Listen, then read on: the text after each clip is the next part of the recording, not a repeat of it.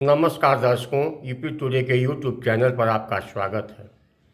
आज समाजवादी पार्टी के सुप्रीमो अखिलेश यादव ने लखनऊ में एक प्रेस वार्ता आयोजित की। प्रेस वार्ता में बोलते हुए अखिलेश यादव ने उपचुनाव में मिली पराजय को लेकर अपनी पीड़ा का भाव व्यक्त किया तथा साथ ही साथ शासन सत्ता के दुरुपयोग की बात भी उन्होंने आहत मन से उठाया। इसके पश्चात अखिलेश यादव ने संभल में हुए शाही जामा मस्जिद के सर्वे को लेकर बवाल में एक नौजवान की मौत की बात को भी उठाया।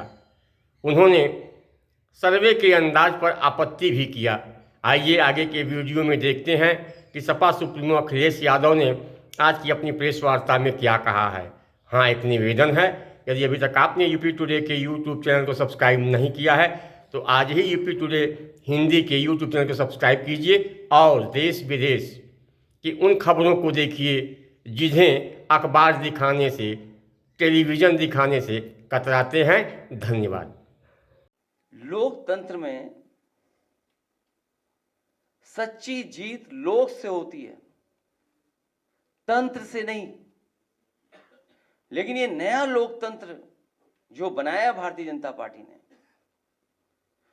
उसमें लोगों को वोट नहीं डालने दे रहे हैं, अपने तंत्र को आगे कर दे रहे हैं। और जब कभी भी निष्पक्ष जांच होगी, जिस समय निष्पक्ष जांच होगी और तमाम वीडियोस जो या सीसीटीवी के माध्यम से जो रिकॉर्डिंग होती है बूथ की, जब उसकी सच्चाई सामने आएगी तो पता लगेगा कि वोटर्स ने वोट नहीं डाला। वहां के कौन वोटर बन गए ये भी किसी को नहीं पता। बूथ के अंदर किसने वोट डाला किसी की जानकारी नहीं है। ये नए जमाने की इलेक्ट्रॉनिक बूथ कैप्चरिंग है। ये नए जमाने की इलेक्ट्रॉनिक बूथ कैप्चरिंग का मामला है, जो कोर्ट की निगरानी में होने वाली मतगणना में कैमरे के सामने हेराफेरी कर सकते हैं, वो अपने लोगों के बीच बूथ के बंद कमरे में क्या नहीं कर सकते। अगर पीडीए के अधिकारी कर्मचारी बदलकर धांधली न की होती तो भाजपा एक भी सीट के लिए तरस जाती, जैसे कि लोकसभा चुनाव में हुआ था। जब ऐसी व्यवस्था मिल्कीपुर में नहीं हो पाई तो वहां का चुनाव भी सरकार ने टाल दिया। और धांधली करने के लिए ही, और इस बात की भनक जब पड़ गई सरकार को कि जो लोग छुट्टी पे आए हैं वो लोग भी भारतीय जनता पार्टी के खिलाफ मतदान कर करके जाएंगे, तो इन्होंने चुनाव की तारीखें बदल दी थी। एक देश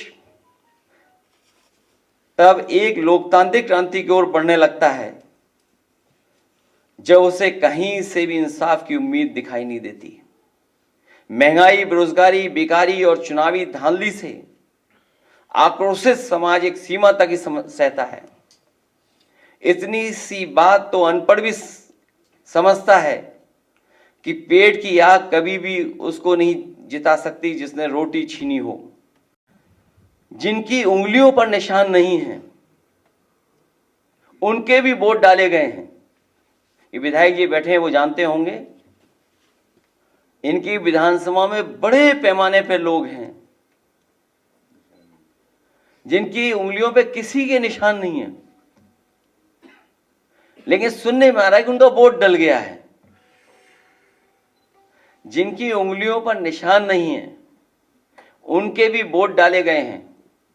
चुनाव आयोग अपने दस्तावेजों में देखे कि जिनका नाम दर्ज है वो बूथ तक पहुंचे भी या नहीं। जिस समय ये जांच होगी कि लोग बूथ तक पहुंचे कि नहीं पहुंचे हैं, दूध का दूध पानी का पानी हो जाएगा। अगर ईवीएम की कोई फॉरेंसिक जांच संभव हो, अगर ईवीएम की कोई फॉरेंसिक जांच संभव हो तो बटन दबाने के पैटर्न से ही पता चल जाएगा कि एक ही उंगली से कितनी बार बटन दबाया गया है। एक और गंभीर घटना हुई है जिसके बारे में आपको जानकारी होगी। संभल की सर्वे हो चुका था, चुनाव के चर्चा ना हो पाए, हमारी आपकी प्रेस गड़बड़ा जाए, इसलिए जानबूझ करके सुबह सर्वे की टीम भेजी है, जिससे माहौल खराब हो जाए, कोई चुनाव पर चर्चा न कर सके। और जो जानकारी मिल रही है उसमें जानकारी है कि कई लोगों को चोट पहुंची है, कई लोग घायल हैं और एक नौजवान नईम उसकी जान चली गई है। आखिरकार जब सर्वे हो चुका था मस्जिद का, तो दोबारा सर्वे क्यों करा रही सरकार, और वो भी सुबह और बिना तैयारी के? कानूनी और कोर्ट के जो प्रोसीजर, उसमें मैं नहीं जाना चाहता हूं कि दूसरे पक्ष की सुनवाई ही नहीं है, कोई सुनने वाला नहीं है दूसरे पक्ष को। और ये जानबूझ के इसलिए किया है कि आज